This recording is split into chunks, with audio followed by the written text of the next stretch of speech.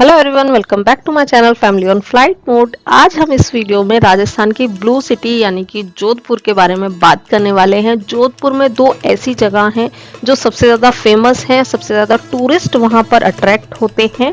तो आज हम बात करेंगे मेहरानगढ़ किला और उमेद भवन की।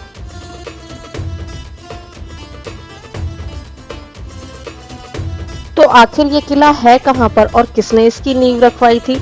जो इसका निर्माण कार्य था, क्या वो उन्होंने ही करवाया था जिन्होंने इसकी नींव रखवाई थी? इन सभी के बारे में आज हम बात करेंगे। राजस्थान के जोधपुर शहर के ठीक बीचों बीच बना हुआ ये किला 125 मीटर की ऊंचाई पर बना हुआ है, जिसकी नींव तो जो रखवाई थी वो राव जोधा ने रखवाई थी 1459 में, लेकिन जो इसका निर्माण कार्य करवाया था वो सारा का सारा करवाया था महाराज जसवंत सिंह जी ने।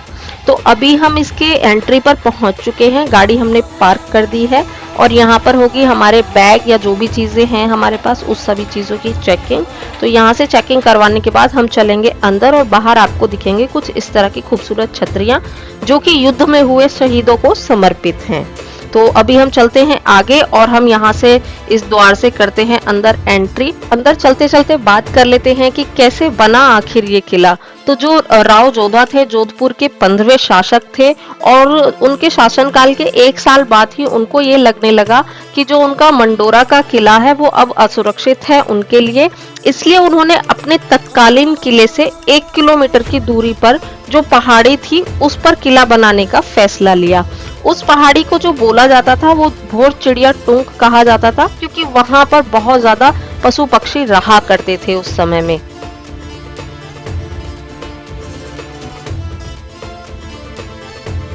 तो यहाँ से मिलने वाला है हमें टिकट।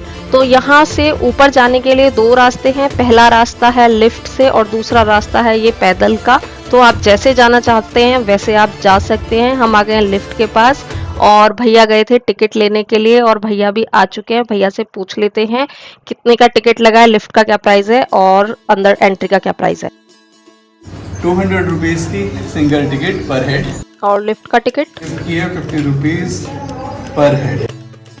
मैं बता दूं आपको कि जो 50 रुपीज लिफ्ट का चार्ज लगा है वो सिर्फ ऊपर जाने के लिए है। नीचे आप स्टेयर्स से ही आते हैं, जो नीचे आने का रास्ता है उसी से आपको आना होता है। एंड फाइनली हम पहुंच चुके हैं किले के टॉप पर, जहां से हमें दिखने वाली है पूरी की पूरी ब्लू सिटी, पूरा जोधपुर शहर। उस समय सभी ब्राह्मणों के घर के जो कलर हुआ करते थे वो ब्लू हुआ करते थे और दूसरा ब्लू कलर का रीज़न ये भी था कि यहाँ बहुत ज़्यादा गर्मी होती थी और इस वजह से भी यहाँ पर घरों में ब्लू कलर करवाया जाता था। और आप यहाँ देख सकते हैं कितनी बड़ी बड़ी तोप हैं जो यहाँ पर लगी हुई हैं और यहाँ से पूरा जोधपुर जो शहर है वो दिख रहा है। और यहाँ ऊपर इतनी ऊंचाई पर है जहाँ से अगर उस समय में कोई भी शत्रु यहाँ पर हमला करता है तो उसे दूर से ही देख लिया जाता था और तोप से उसको पहले ही खत्म कर दिया जाता था। अगर आप इन तोपों को ध्यान से देखेंगे तो इसमें आप देखेंगे कि किसी किसी में बड़े व्हील्स लगे हुए हैं, किसी में छोटे व्हील्स लगे हुए हैं, बट सभी में व्हील्स लगे हुए हैं। व्हील्स इसलिए लगे हुए हैं अगर तोप को लेफ्ट राइट करना है, आगे पीछे करना है तो इजीली किया जा सके, ताकि जो भी उन्हें हमले के लिए टारगेट सेट करना है वो वहां पर आराम से टारगेट सेट कर सके। तो कमाल की चीज़ है, कमाल का हमारा इतिहास है, कमाल की चीज़ें हमें इतिहास की देखने को मिलती हैं इस तरह के किलों में।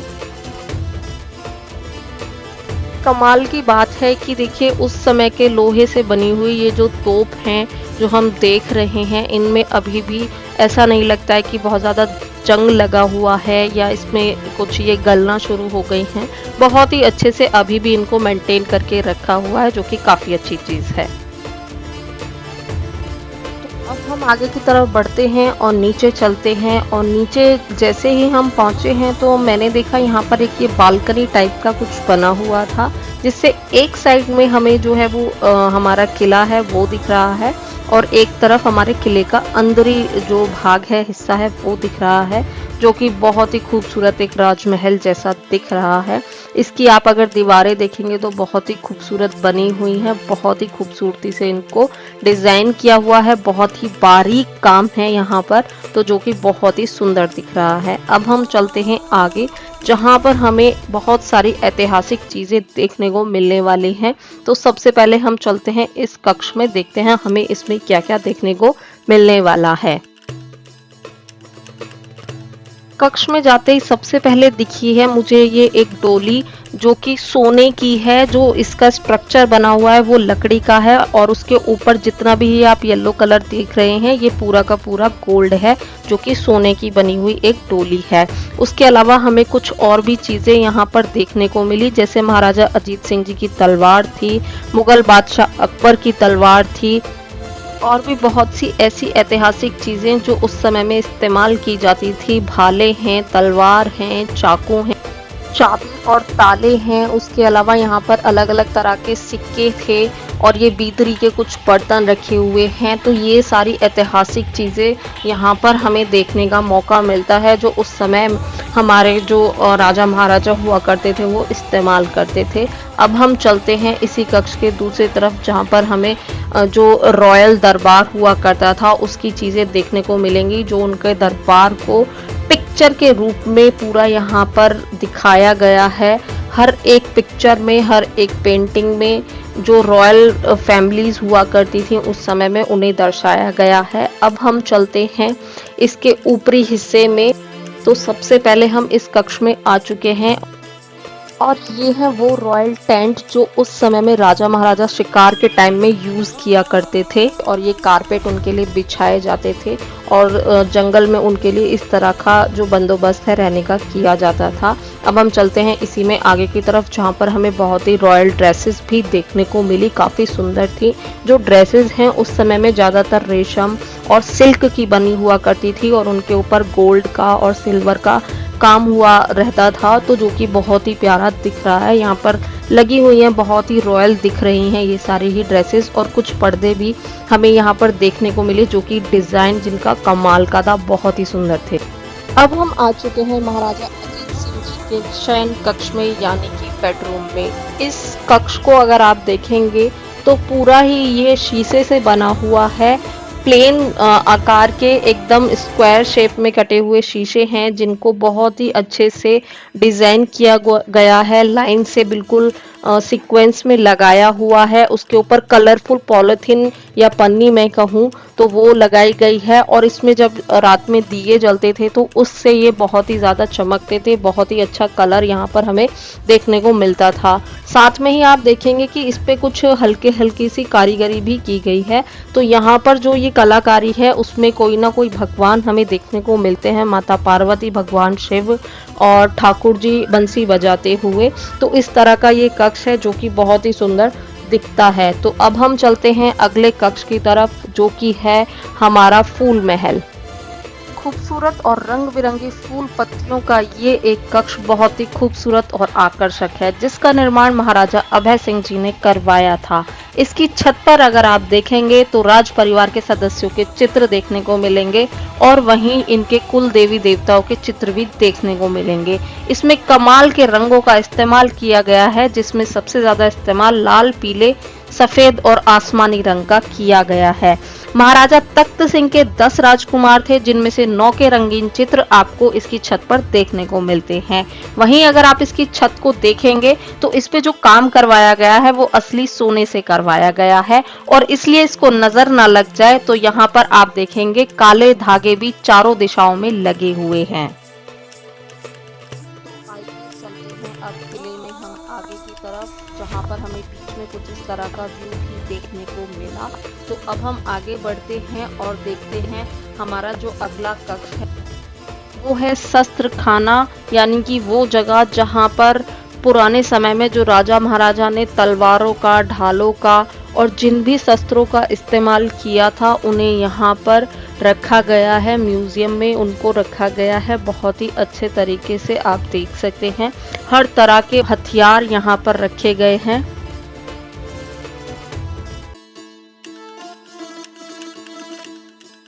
और अब हम आ चुके हैं तख्त विलास में, जिसका जो निर्माण है वो महाराजा तख्त सिंह ने करवाया था और ये जगह उनके रहने का स्थान हुआ करती थी। और इनका जो शासन काल था वो 1843 से लेकर 73 तक था। और आपको मैं बता दूं कि ये अंतिम राजा थे जो इस किले में रहे थे। और इसके अगर आर्किटेक्चर की बात करें तो इसमें आपको ट्रेडिशनल और मॉडर्न दोनों ही तरह की कलाकारी देखने को मिलेगी। अब हम आ चुके हैं जनाना डोडी में। ये वो जगह है जहाँ पर रानियां, महारानियां, राजकुमारियां रहा करती थीं। यहाँ पर पुरुषों का आना निषेध था। यहाँ पर केवल महाराज, राजा और परिवार के कुछ अहम पुरुष ही आ सकते थे। यहाँ पर सबसे पहले वो जगह है जहाँ पर हिसाब किताब रखा जाता था। और अब हम चलते हैं आगे और हम आ चुके हैं उस कक्ष में जहां पर हमें शाही झूले देखने को मिलने वाले हैं।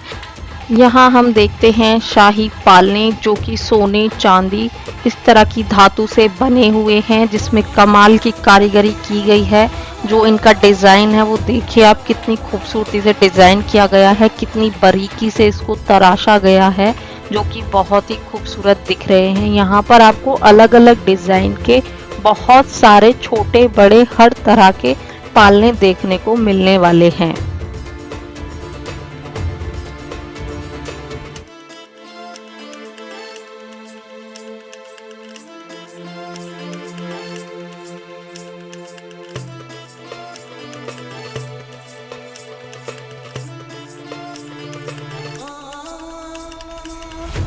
अब हम चलते हैं एक ऐसे कक्ष की तरफ जो कि जनाना महल का सबसे बड़ा कक्ष है और जिसकी जो दीवारें हैं बहुत ज़्यादा स्मूथ हैं और इसी वजह से उसको बोलते हैं मोती महल। तो इसमें आप देखेंगे जो काम किया गया है, जो कारीगरी की गई है वो सी सेल से की गई है, यानी कि शंख और सिप्पियों के फाइन पाउडर से वॉल पर उसका यूज़ किया गया है, जिससे जो इसकी वॉल है वो बहुत ज़्यादा स्मूथ है और इसीलिए इसको बोलते हैं मोती महल। इसमें जो आप बेल्जियम के कलरफुल ग्लास का वर्क देख रहे हैं, उसके अलावा गोल्ड की पत्तियां देख रहे हैं आप, इसी सब से इसकी खूबसूरती और ज़्यादा बढ़ जाती है। मेहरानगढ़ किले को श्रापित किले के नाम से भी जाना जाता है, क्योंकि ये किला एक ऐसे व्यक्ति की कब्र पर बना है जिसने एक अभिशाप से लोगों को मुक्ति दिलाने के लिए अपने प्राण की आहुति दी थी। जब राजा ने इस महल का निर्माण कराना चाहा था तो सभी ने राजा की इच्छा का सम्मान किया और उनको स्वीकार किया। लेकिन एक संत थे जो इस पहाड़ी पर चिड़ियाओं को दाना डालते थे, जिन्हें चिड़िया वाले बाबा के नाम से जाना जाता था। उन्होंने राजा की बात को नापसंद किया और उन्होंने उन्हें श्राप दे दिया कि अगर पहाड़ पर महल बनाया गया तो उनके राज्य में बार बार सूखा पड़ेगा।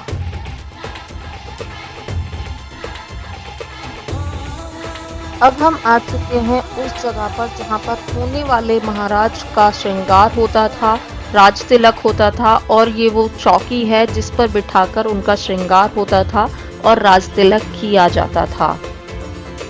अब हम आ चुके हैं हाथी हौदा कक्ष में, जहां पर वो सीट रखी गई हैं जो हाथी की बैक साइड पर रखी जाती थी, जिन पर राजा महाराजा बैठा करते थे।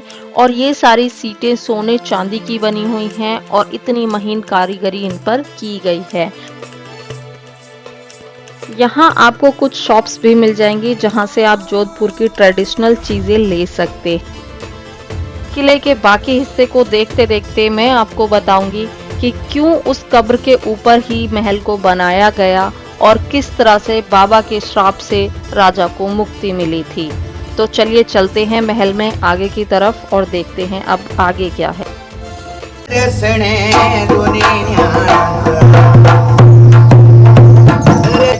जैसे ही हमने नीचे की तरफ आना शुरू किया, यहाँ मिला हमें ट्रेडिशनल कुछ म्यूजिक सुनने के लिए, जो कि बहुत ही प्यारा यहाँ पर ये तबला बजा रहे थे और बहुत ही अच्छा गा भी रहे थे। तो एंजॉय कीजिए आप इस ट्रेडिशनल म्यूजिक को।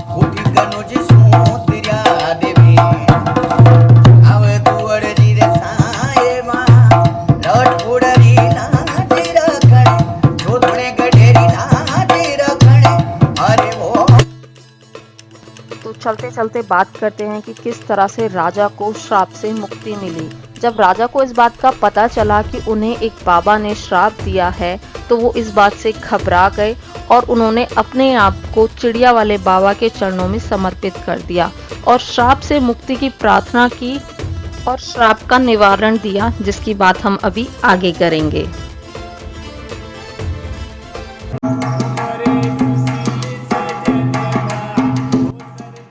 और बीच में कुछ इस तरह से हमारी एंटरटेनमेंट भी चल रही थी, क्योंकि बीच बीच में हमें राजस्थान का फोक म्यूजिक सुनने का मौका मिल रहा था। ये जो आर्टिस्ट हैं, कमाल की आर्ट है इनकी भी, बहुत ही अच्छा ये इसको प्ले कर रहे थे, बहुत ही अच्छी ये सिंगिंग कर रहे थे यहाँ पर, जो कि काफ़ी इंटरेस्टिंग है।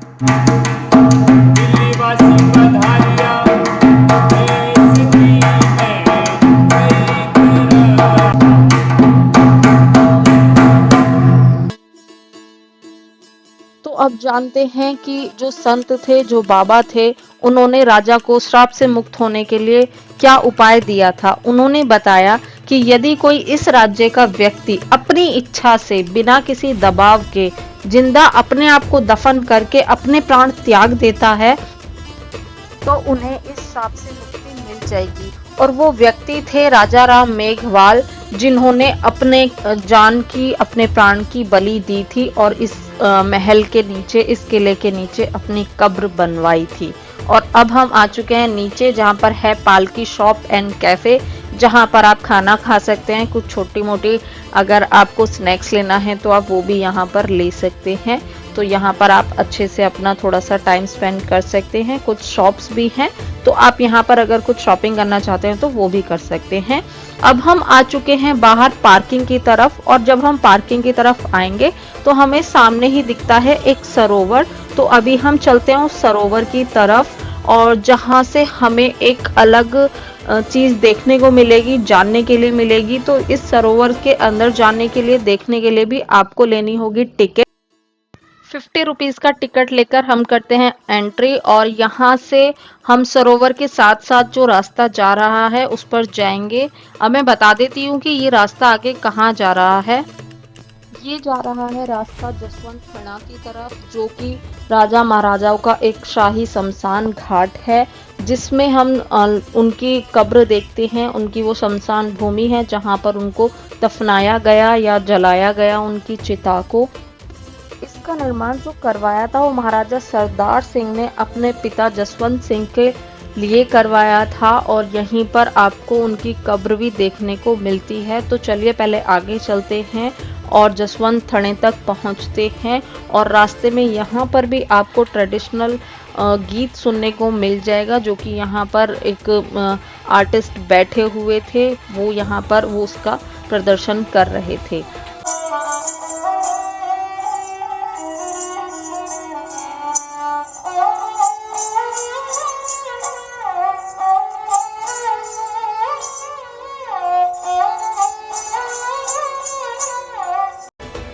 तो संगीत हमने सुन लिया है, बड़ा ही प्यारा संगीत था, बहुत ही अच्छा उन्होंने प्ले किया था।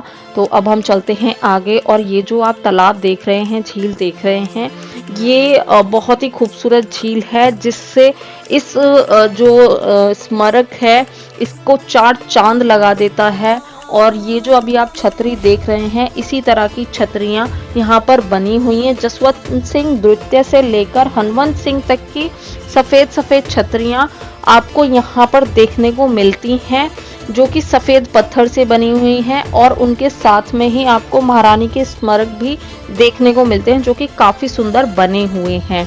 तो अगर मैं बात करूँ कि ये पूरा किस तरह से बना हुआ है, तो इसका जो इसमें जो पत्थर का इस्तेमाल किया गया है वो संगमरमर के पत्थर का इस्तेमाल किया गया है।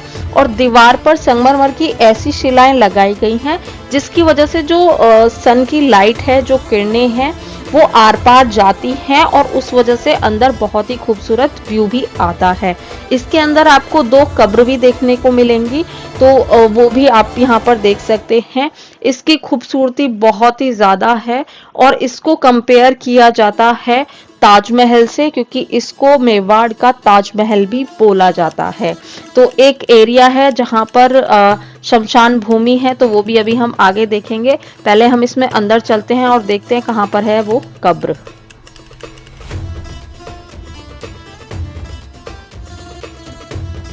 इसके अंदर आपको कुछ राजा महाराजाओं के फोटो भी लगे हुए दिखेंगे दीवार पर, तो वो आप किसके कौन से फोटो हैं वो आप यहाँ पर पढ़ सकते हैं। वॉल पर लिखा हुआ है कौन सा फोटो किस राजा महाराजा का है, तो वो आप पढ़ सकते हैं। स्मारक के बाहर के एरिया में बना हुआ बगीचा, फव्वारे बहुत ही ज़्यादा खूबसूरत है, बहुत ही ज़्यादा अपनी ओर आकर्षित करते हैं लोगों को। और ये है वो जगह जहाँ पर जो शमशान भूमि है वो आज भी वैसी की वैसी ही है। अब चलते हैं हम जोधपुर की अगली खूबसूरत जगह पर, जो कि है उमेद भवन। तो दूर से ही आपको दिख रहा है ये भवन का छोटा सा एक व्यू, जो कि मुझे गाड़ी में से दिखना शुरू हो गया था। तो कुछ इस तरह का ये दिख रहा है और अब हम फटाफट से पहुंच जाते हैं अपनी गाड़ी को लेकर उमेद भवन के पास। तो इसके जो प्राइस रहेंगे वो आप स्क्रीन पर देख सकते हैं। टिकट हमने ले ली है और हम चलते हैं आगे की तरफ। मैं बता दूं आपको कि उमेद भवन को आज 3 हिस्सों में बांट दिया गया है, जिसमें से एक हिस्से को होटल में बदल दिया गया है, एक हिस्से में आज भी जो यहाँ के राजा महाराजा की फैमिली है वो रहती है, और तीसरा हिस्सा है जो कि है म्यूजियम, जो कि पब्लिक के लिए ओपन होता है। तो हम देखेंगे इसका वही हिस्सा जो कि पब्लिक के लिए ओपन होता है। तो कुछ इस तरह का व्यू इसमें आपको देखने को मिलता है। इसके अंदर जो होटल है जिसको होटल में तब्दील कर दिया गया है, ये होटल किसी 5 स्टार 7 स्टार से कम बिल्कुल नहीं है, बहुत ही लग्जूरियस होटल है ये। तो चलिए अब हम आगे चलते हैं और हमें म्यूजियम में क्या क्या देखने को मिलता है वो सारी ही चीज़ें हम इस वीडियो में देखने वाले हैं, जानने वाले हैं।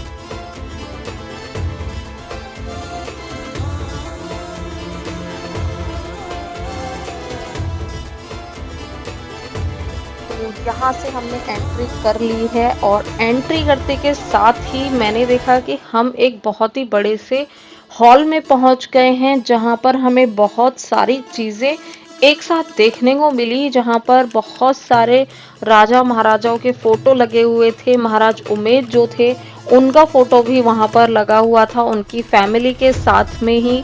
तो यहाँ पर उनकी फैमिली से रिलेटेड सारी ही चीज़ें लगी हुई थी।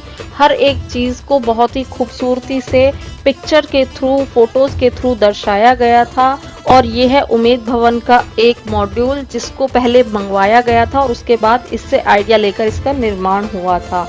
और कुछ इस तरह की पिक्चर्स भी आपको दीवार पर देखने को मिलेंगी, जिसमें एक में युद्ध की पूरी दृश्य दिखाया गया है और दूसरी पिक्चर में आप देखेंगे एक शादी का, एक बारात का दृश्य दिखाया हुआ है, जो कि बहुत ही ज़्यादा खूबसूरत दिख रहा था। इतने कलरफुल तरीके से इसको बनाया गया है, डिज़ाइन किया गया है, जो कि बहुत ही ज़्यादा सुंदर है और बहुत ही ज़्यादा आकर्षक है। तो इस तरह का ये हॉल पहला जहां पर हमने विजिट किया और जहां पर हमें उनकी सारी रॉयल चीज़ें देखने को मिली। और ये आप देख रहे हैं लेपर्ड, ये लेपर्ड रियल के लेपर्ड की बॉडी है, जिनको शिकार करके यहाँ पर लाया गया और यहाँ पर उनको म्यूजियम में लगाया गया है। अब हम चलते हैं आगे और आगे हमें देखने के लिए मिले राजा महाराजाओं के कुछ हथियार और कुछ ऐसे बर्तन जो उस समय में यूज़ किए जाते थे। वो सारी ही चीज़ें यहाँ पर रखी हुई थी। बहुत ही सुंदर सुंदर यहाँ पर ज्वेलरी बॉक्स, जिनको बहुत ही खूबसूरती से बारीकी से डिज़ाइन किया हुआ है। इतने सुंदर दिख रहे थे कि कमाल थी वो कारीगरी। बहुत ही महीन तरीके से इसके ऊपर डिज़ाइन बनाए गए हैं और यहाँ पर रखे हुए हैं कुछ बर्तन, जिनके ऊपर हमें सोने चांदी की कुछ झलकी भी दिख रही है। और ये है खूबसूरत सी एक स्टडी टेबल जो कि उसी समय की है। और ये है एक अलमीरा जिसके साथ में कुछ वास रखे हुए हैं। ये है हमारा ड्रेसिंग टेबल जिस पे काफ़ी सुंदर सुंदर कोम भी रखे हुए हैं। और ये है इत्र और परफ्यूम की बॉटल्स जो कि इम्पोर्टेड लग रही हैं। और ये है पोलो हॉर्स जो कि यहाँ पर लगा हुआ है और उस समय में काफ़ी ज़्यादा खेले जाने वाला खेल था। ट्रॉफी दिख रही हैं जो उस समय जीती गई थी। और ये है हमारा टेलीग्राम जो कि बहुत सुंदर दिख रहा है, अब नहीं देखने को मिलता है और वहाँ का।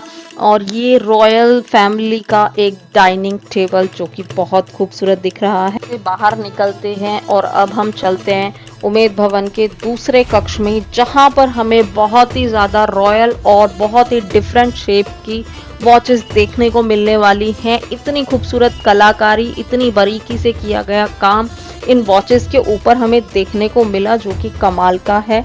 और उसके बाद हम आ गए थे बाहर की तरफ, और बाहर यहाँ पर एक तरफ हिस्सा है म्यूजियम का और दूसरी तरफ हिस्सा है वो है होटल का। और ये जो आप अभी देख रहे हैं ये है होटल के रूम, जो कि बहुत ही ज़्यादा लग्जूरियस होटल है अंदर से।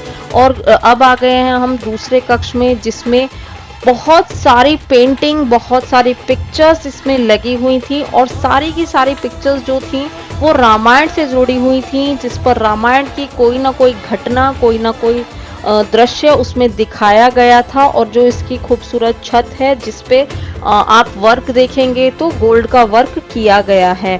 अब हम आ चुके हैं विंटेज कार कलेक्शन की तरफ, जहां पर हमें उस समय की रॉयल फैमिलीज, जो रॉयल गाड़ियां, विंटेज कार्स यूज किया करती थी, वो सब हमें देखने को मिलेंगी। तो ये आपको कुछ भी मिस नहीं करना है। तो इस तरह से हमने अपना कवर किया उम्मेद भवन का भी सफर। उम्मीद करती हूँ कि मेरी इस वीडियो से आपको कोई ना कोई जानकारी नई ज़रूर मिली होगी। आई होप मेरी ये वीडियो आपको पसंद आई होगी। वीडियो पसंद आई हो तो लाइक शेयर करना बिल्कुल ना भूलें। जल्दी मिलूंगी मैं आपसे नई वीडियो में नई जगह पर, तब तक के लिए बाय बाय।